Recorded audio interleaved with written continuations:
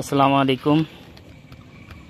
আজকে আপনাদেরকে দেখাচ্ছি যে আমি কি রকম জমি থেকে আপনাদেরকে চারা দেই এবং কি রকম জমির চারা নিলে আপনারা লাভবান হবেন সে বিষয়ে আজকে আপনাদের সাথে শেয়ার করব।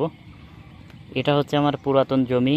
এই যে দেখুন যে আমার এখানে যে জমি পুরাটাই যে কচু করা যশোরের লতিরাজ, এবং এই যে পুরাতন জমি, এই যে দেখুন আমি যে পুরাতন জমি ছিল সেই জমির যে পুরাতন গাছ, সেই গাছের মাথা থেকে কেটে দিয়েছি।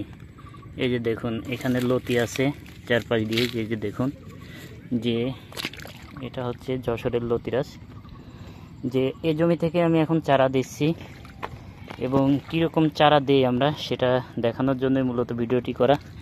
এই যে দেখুন আমার হাতে কিছু চারা আছে। এই যে দেখুন গুঁড়া মোটা।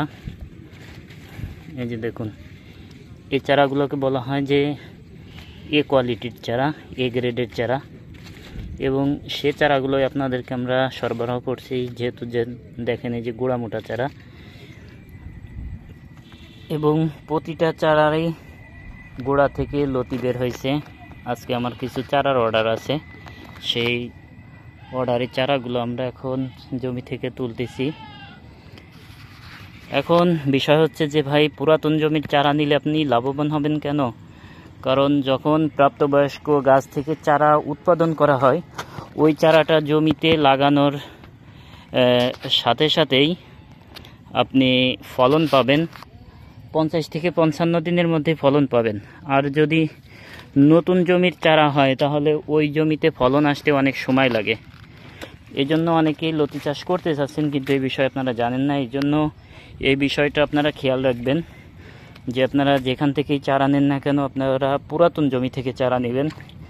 আপনাদেরকে যদি একটু আমি জুম করে দেখাই, যে এই যে দেখুন আমার চারাগুলো, এবং চারা থেকে দেখুন এই যে লতি বের হয়েছে। এই যে দেখুন চারা থেকে যে লতি বের হয়েছে। এই যে দেখুন অনেকেই বলে যে ভাই আপনার লতিটা কীরকম?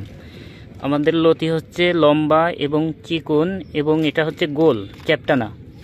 অনেকেই জিজ্ঞেস করছেন ভাই আপনাদের লতি কি চ্যাপ্টা নাকি? এই যে দেখুন তার প্রমাণ যে আমাদের লতিগুলা এই যে লম্বা হয় এবং এটা গোল হয়, এবং এটার কালার হবে সবুজ, গ্রিন কালার হবে।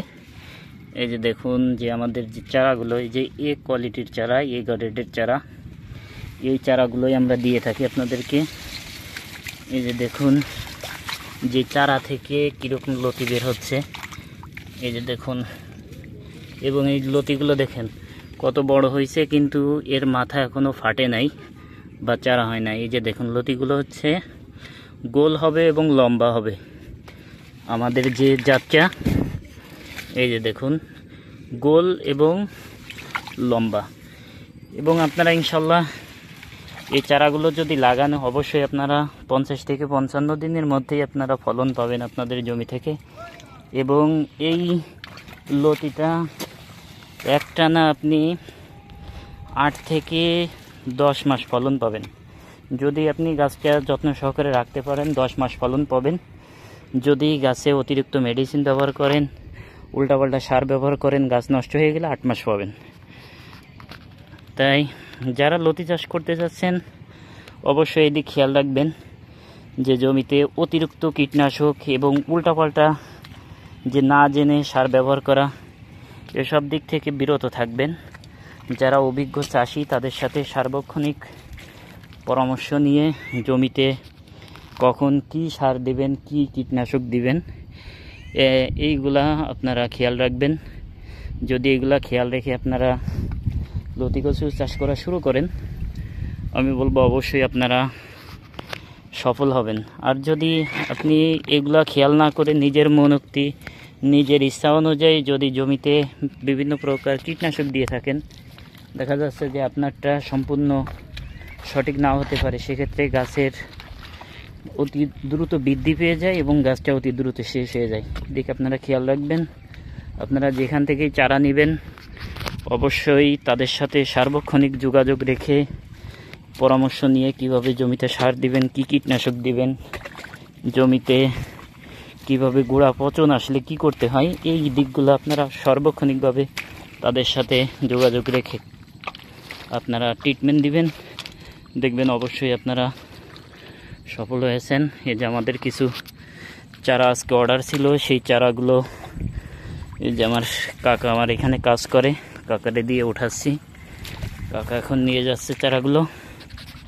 তাই যাদের চারা প্রয়োজন অবশ্যই স্ক্রিনে দেওয়া নাম্বারে যোগাযোগ করবেন আমাদের সাথে, আমরা আপনাদেরকে আপনাদের গন্তব্যে চারাগুলো পৌঁছায় দেব ইনশাআল্লাহ।